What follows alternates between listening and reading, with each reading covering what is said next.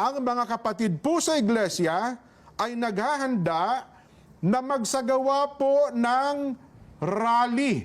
Hindi sumang-ayon sa isinusulong ng ilang sektor na impeachment.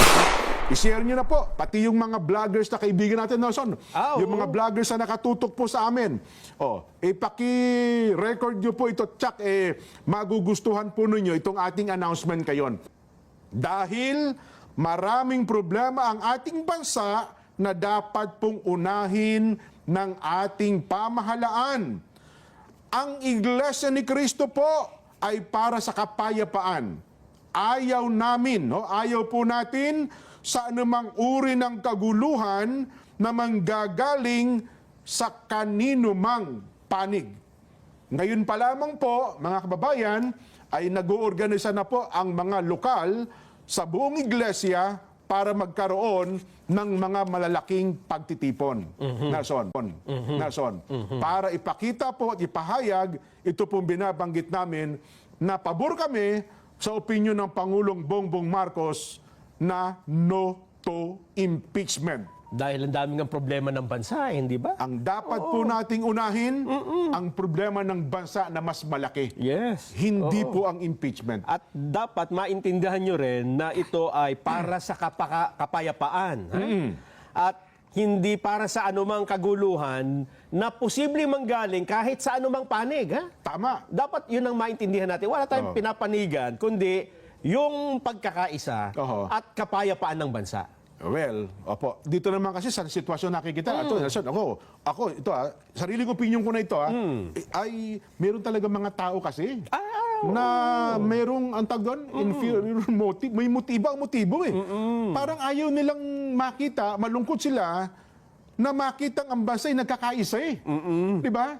Pag nakita nila nagkakaisang bansa at na sumusulong, humaharap sa problema, parang ang tawag doon, parang ginigiyagis ang puso nila. Ayaw ko makita ito. Hindi po, kami ni Nelson. Naku, ang gusto namin makita ang ating bansa ay nagkakaisa.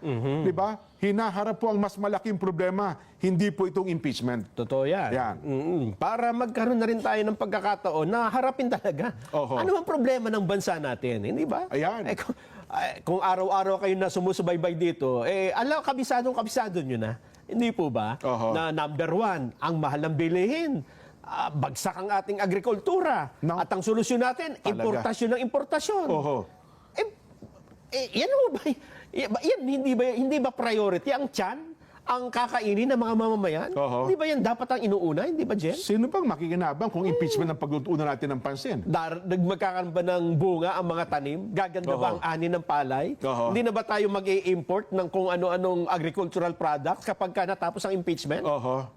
Kaya again sa mga kabubukas lamang na kanilang radyo, ng kanilang telebisyon, at ng kanila po mga social media account, inuulit po namin kami ni Nelson ay tumanggap na po ng mga tagubilin, at ngayon pa lamang, ang mga kapatid po sa iglesia ay naghahanda na magsagawa ng rally upang ipahayag sa lahat ng kinauukulan na ang Iglesia ni Cristo ay pabor sa opinyon ng Pangulong Marcos na hindi sumang-ayon sa isinusulong ng ilang sektor na impeachment. Gaya na pinanood natin, Nelson, ang Pangulong Bongbong pa ay no to impeachment. Bakit po? Dahil pong maraming problema ang ating bansa na dapat pong unahin ng pamahalaan.